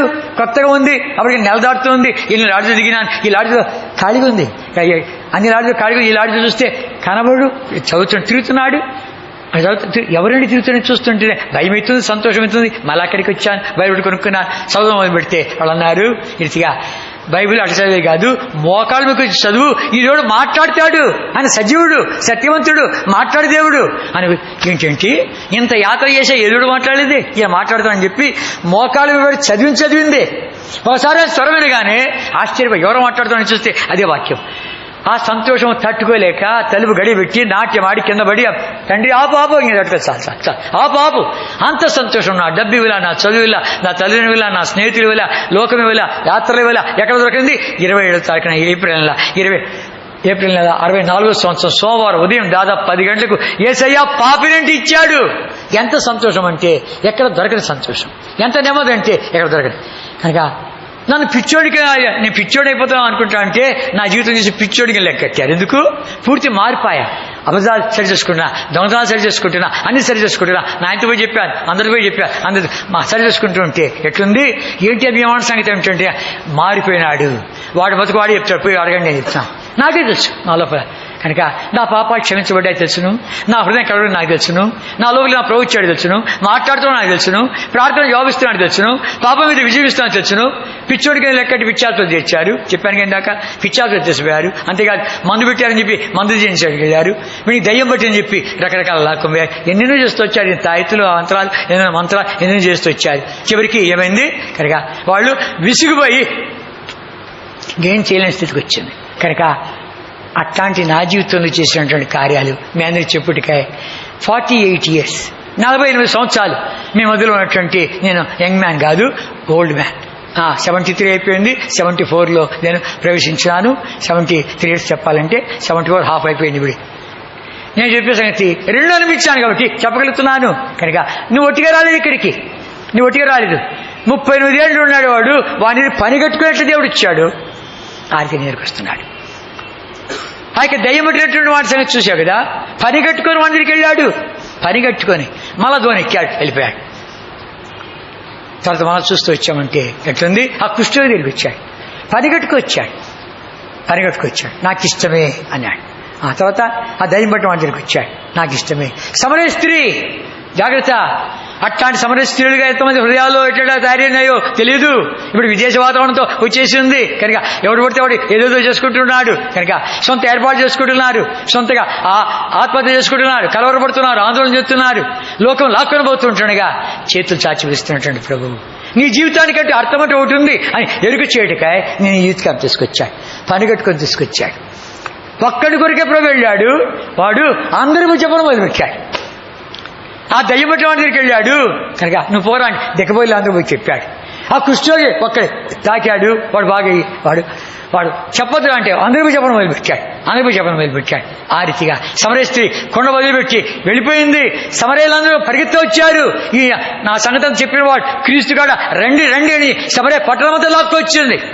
ఆ రీతిగా విడా నీ జీవితంలో శత్రులు లాక్కొని వెళ్ళిపోతుంటానుగా నిన్ను పట్టుకొని ఆయన చేతులు పరికరంగా వాడుకోదని చెప్పి కోత విస్తారంగా ఉంది, కోసేవాళ్ళు లేరు. కనుక పనివారు కావాలని కోత యజమాని వేడుకోండి అని దీని మీదకి వచ్చాం. ఇప్పుడు తన ఆత్మను యవనస్తుల మీద కుమరించే దినాలు ఇవి. కనుక మాదంతా అయిపోయింది. ఇప్పుడు మీ మీద ఈ స్థితి, మీ మీద దీని మీద ఆధారపడింది. కనుక అప్పుడు చేతులు చాచి పిలుస్తూ ఉంటానుగా. ఇప్పుడు నాకు తెలుసు నేను ఎవడను, ఎక్కడి నుంచి వచ్చా నాకు తెలుసును, ఎక్కడికి వెళ్తున్నా నాకు తెలుసును, నా దేవుడికి తెలుసును, నా కర్తవ్యం ఏంటి తెలుసును. ప్రభు పిలిచాడు, ఇంకో ప్రభు వస్తున్నా సేవకు. నువ్వు కానీ నన్ను పట్టుకోకపోయి ఉంటే ఇంకో రూపాయలు నేను సచ్చిందును. కనుక చారిమైన కాకపోయినా ఇంకో రూపాయలు సచ్చిందును. నన్ను బతికించావు, నా చాప్టర్ అయిపోయింది, నీ చాప్టర్ స్టార్ట్ అయింది, నీ కొరకు జీవిస్తా అని 48 years ఇంతవరకు నడిపించిన దేవుడే సంతోషం ఇచ్చాడు, నెమ్మది ఇచ్చాడు, ఆనందం ఇచ్చాడు, విజయం ఇచ్చాడు, మాట్లాడుతున్నాడు, ప్రార్థన చేస్తున్నాడు, నా మంచి కాపరయ్యాడు, పరమ వైద్యుడయ్యాడు, వాగ్దానం ఇస్తున్నాడు, నెరవేరుస్తున్నాడు, జాబ్ ఇస్తున్నాడు. ఎన్ని చెప్పగలను? ఈ రోజు మరణిస్తే నా దేవుడు ఎడతాడని నమ్మకి ఇచ్చాడు. ఈరోజు మరణిస్తే అడిగితావు. జీవితంతో ఆడుకోబాకు, పాపంతో ఆడుకోబాకు. ముందు ఈ దేవుని ఎరిగితే ఆయన నడిపించి చూస్తూ వస్తా. నేను ఆయన చేతిలో సాధనగా వాడుకునే చూస్తూ వస్తా. ఖాళీ వెళ్ళిపోబాకు. ఏనాడు చావుస్తుందో నీకు చెప్పిరాదు, ఏనాడు చావుస్తుందో చెప్పిరాదు. 68వ సంవత్సరంలో క్యాలింపాంగులో ఉన్నాం. క్యాలింపాంగులో ఉంటే పెద్ద వర్షాలు, క్యాలింపాంగులో పెద్ద వర్షాలు. అంత పండుకున్నాము, చలి వణుకుతున్నాం, కప్పుకున్నాము. కనుక కప్పుకున్నాం. 2 సార్లు భూకంపం వచ్చింది. అది భూకంపంలో మాకు తెలియదు, అదురుతుంది. పిడుగులు ఉరువులు మెరుపులు అన్నీ కూడా భూకంపం వచ్చింది. భూకంపం వస్తే అంత అదురుతుంది. అప్పుడు డేజక్క సౌమ్యం వాళ్ళకి తెలుసును. డేజక్క వాళ్ళ అక్కే ఇంకా ఆమె కూడా జారిపోతా అంటే పట్టుకునే ఒక కూడా వస్తా అంటే నీళ్ళు వస్తుంటే వరదలు అయిపోతుంటే లాగారు. ఆ రీతిగా అట్లాంటి స్థితి. తెల్లవారులేసి చూడగానే ఆ క్యాలింపాంగ్ కొండల మీద ఉంది, హిమాలయ పర్వతాల మీద ఉంది. అటు చూస్తే అక్కడ చిన్న ఊరు కనబడుతుంది, అటు చూస్తే చిన్న ఊరు కనబడుతుంది, అక్కడ ఊరు ఉంది. లేవు, అది జారిపోయినాయి. ల్యాండ్ స్లైడ్ అంటారు. ల్యాండ్ అంటే వెళ్ళిపోతుంది, గిరికి వెళ్ళిపోతుంది, ఆడిపోయినది లేదు. అర్థమైందా? మేము 13 రోజులు ఉన్నాం అక్కడ. ఎందుకు? హెలికాప్టర్లు భక్ష్య గారు వాళ్ళంతా వచ్చేసారు. మేము అక్కడి నుంచి రాలేక 13 రోజులు అక్కడే ఉండి అగస్త్యనారాయణ మాతో పాటు ఉన్నారు. మేమంతా కూడాను స్వార్థ సేవ చేస్తూ వచ్చాం. అక్కడ చూస్తుంటే ఇక రెస్క్యూ పార్టీని అందరూ వెళ్ళి తవ్వుతూ ఉంటే ఇక పూర్తి ఇళ్ళని కూలిపోయి ఉంటే దాన్ని తవ్వుతుంటే ఇది వాళ్ళ మరుగుదొడ్డి, ఇది వాళ్ళ బాత్రూము, ఇది వాళ్ళ కిచెను, ఇది వాళ్ళ తవ్వుతుంటే కనబడుతున్నాయి. కనుక వాళ్ళు చూస్తే ఎంతమంది చచ్చిపోయినారు? కొన్ని వేల మంది. ఎవరు చచ్చిపోయింది? హిందువుల, మహమ్మదీయుల, బౌద్ధుల, క్రైస్తవుల, లేకపోతే పెద్దోళ్ళ, ముసలోళ్ళ, లేకపోతే గర్భిణీ స్త్రీల, ఎంతమంది పసిబిడ్డలతో పాటు ఎంతమంది చచ్చిపోయారంటే వేల మంది. వాళ్ళు చూస్తూ ఉంటే 13 రోజుల వరకు తవ్వుతూనే ఉండన్నారు. ఐస్ అంతా చల్లగా ఉంది కాబట్టి ఫ్రిడ్జ్లో పెట్టినట్టుంది. తీస్తున్నారు వాళ్ళ ఘోష కాదు. ఏం జీవితం మాకు తెలియనటువంటి తాత్కాలిక లోకములు. ప్రభు త్వరగా రాబోతూ ఉంటుండగా, ఈ రాత్రి నీతో మాట్లాడుతూ ఉంటుండగా, ఎలా ఉంది జీవితం ఒకసారి చూసుకో. ప్రభా 38 ఏళ్ళ నుంచి వాడు పడి ఉంటే పని కట్టుకొని మన దగ్గరికి వచ్చావే. ఆ రీతిగా ప్రభా నేను పోతున్నాను కానీ నీళ్ళు కదిలిపడుతున్నా, నాకు సహాయపడేవాడు లేడు అని చెప్పి ఒంటరిగా ఉన్నాడు వాడు. ఆ రీతిగా పని కట్టుకుని నీ దగ్గరికి వస్తున్నాడు. పోతున్నావు కానీ ఇంతవరకు నాకు సహాయపడేవాడు లేడు అంటుంటే, నీ పరిగెత్తుకున్నాడు అంటున్నాడు. ఇంకా మనం గమనించామంటే ఆ దయ్యం పట్టుకుని పని కట్టుకొచ్చాడు. ఆ దయ్యం పట్టుకున్నాడు, చెప్పాను కదా. ఆ దయ్యం పట్టుకున్నాడు. రకరకాల దయ్యాలు ఉన్నాయి, రకరకాల పిచ్చి ఉంది, రకరకాల దయ్యాలు లాక్కుని పోతున్నాయి. అంధకార శక్తుల అధికారం నుండి విడుదల కావించడానికి వచ్చాడు ఆ ప్రభువారు. కనుక ఏమంటాడు? వాణ్ణి స్వస్థపరచగాని అద్భుతంగా కానీ వాడు మంచి బట్టలు కట్టుకున్నాడు, స్వస్థచిత్తుడాడు, ప్రభుక పాదాలు ఎక్కువచ్చున్నాడు. మళ్ళీ వెంటనే దూరెక్కాడు. ఎందుకు? మాకు రావద్దే, మా దగ్గర రావద్దన్నా. నువ్వు వెళ్ళి ఆ దెక్కవల్లో వెళ్ళి వాడు చెప్పు, దేవుడు నీ పట్ల ఎన్ని ఉపకారాలు చేశాడు చెప్పు. చూసేట్లుంది, దేవుడు నీ పట్ల ఎన్ని ఉపకారాలు చేశాడు చెప్పు. వాడు 10 పట్టణాలు కేకేస్తున్నాడు. అయ్యా నేనే, ఆ దయ్యం పట్టిన వాడు నేనే అని వాడు కేకేస్తున్నట్లు నువ్వు కూడా చెప్తావు. అయ్యా ఆ కేకలేస్తూ వచ్చాను కానీ ఇప్పుడు ఈ కేకేస్తున్నాను అని చెప్పి అందరికి వినిపిస్తున్నాడు.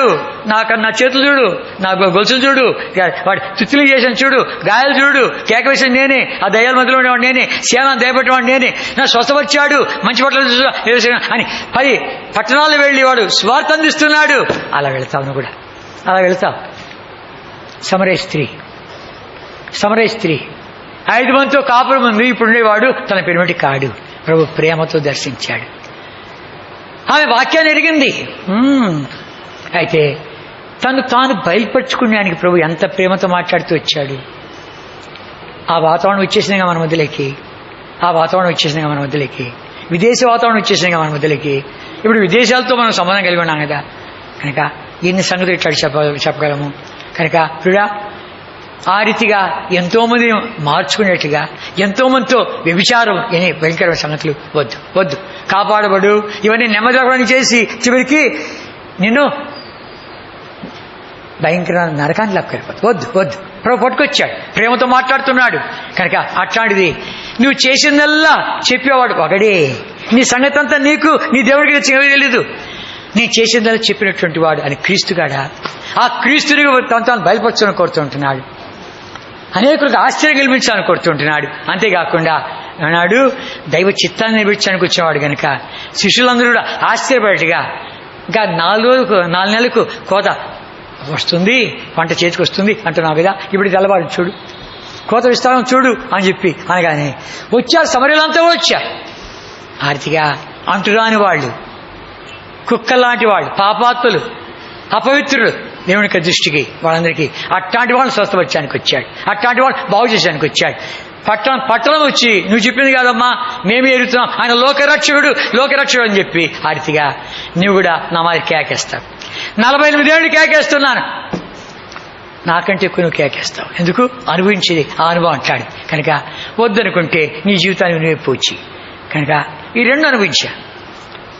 48 years ఇది అనిపించాను, 26 years ఇది అనిపి 2 నన్ను అడిగి చూడు, అయ్యా ఏది బాగుందని చూడు అన్నామంటే నన్ను ఇంకా సజీవుడిగా ఉంచాడు. కాబట్టి మీ అందరూ చెప్పేది ఏంటంటే ఇదే బాగుంది.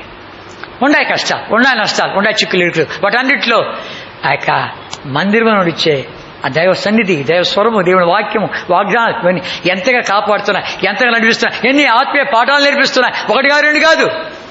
కనుక ఏ వాళ్ళ ఏ లోకం యాత్ర ముగిస్తావో తెలియదు.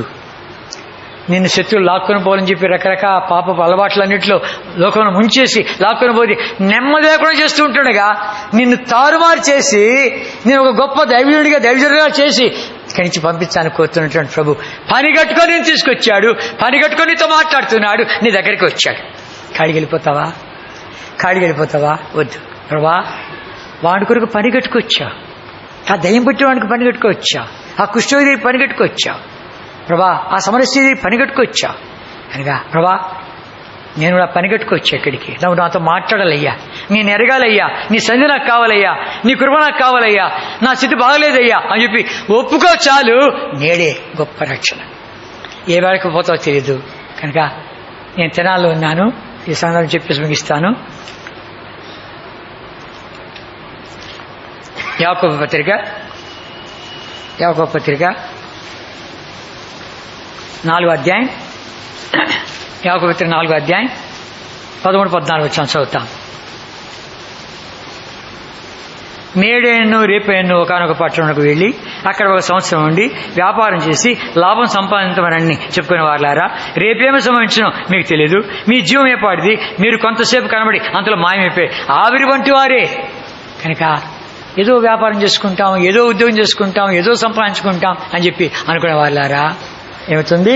నేడైనా రేపైనా నీకు తెలీదు ఏమవుతుందో. తెనాల్లో ఉన్నప్పుడు ఆ రైల్వే స్టేషన్లో చెప్పే కథ ఒకటి ఉంది. వ్యాపారస్తులు 2 పట్టణం నుండి వచ్చారు, దిగినారు. సరుకు ఎక్కువ ఉంది కాబట్టి ప్లాట్ఫామ్ మీదకి దిగలేమని చెప్పి ఇటువైపు దిగారు.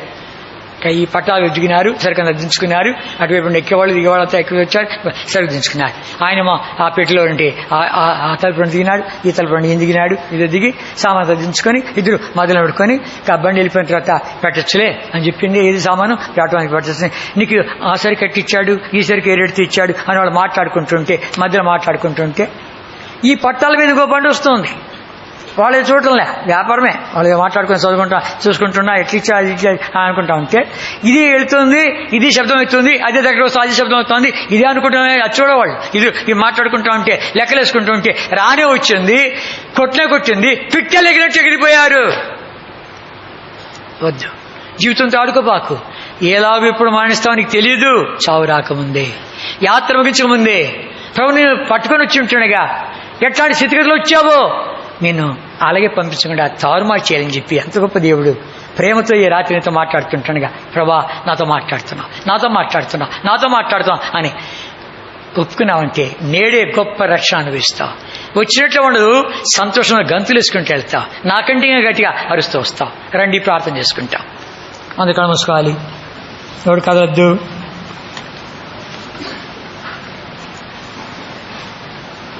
ప్రభు మాట్లాడే వేళ, దర్శించే వేళ, ఒప్పించే వేళ, నీ స్థితిగతులను చూపించే వేళ నీతో మాట్లాడుతుంటానుగా. ఖాళీ వెళ్ళిపోవద్దు. ప్రభా నాతోనే మాట్లాడుతున్నావు ప్రభా అని చెప్పి నీ స్థితిగతిలో ఒప్పుకో. చిన్న ప్రార్థన చేయి చాలు, చిన్న ప్రార్థన. నా ఇంటముడి పలకండి, బిగ్గరగా చెప్పాలి యేసు ప్రభువా, బిగ్గరగా చెప్పాలి యేసు ప్రభువా, ఈ దినము రాత్రి నా హృదయం నీకు తెలుసును, ఎట్లాంటి స్థితిలో వచ్చినానో నాకు తెలుసును, ఒప్పుకుంటున్నానయ్యా, క్షమించు నాయనా, నీ పావన రక్తముతో నన్ను కడుగుమయ్యా, నా లోపలికి వచ్చి నన్ను నీ బిడ్డగా చేసుకున్నామని యేసు క్రీస్తు ప్రభు నామమున పేట ప్రార్థిస్తున్నాను తండ్రి. ఆమేన్.